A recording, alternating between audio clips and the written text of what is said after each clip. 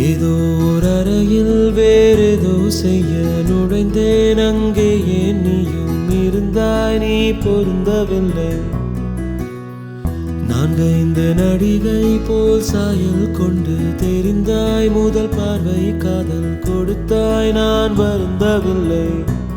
Cinema கதையாய் தெரிந்தும் நான் கேட்டது போல் இருந்தும் புதிதாய் அதை நான் உணர்ந்தேன். என் வாழ்க்கையை நான் திறந்தேன்.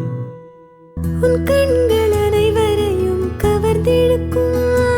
நான் நீ வேறு கண் வேறென்று பார்த்ததில்லை.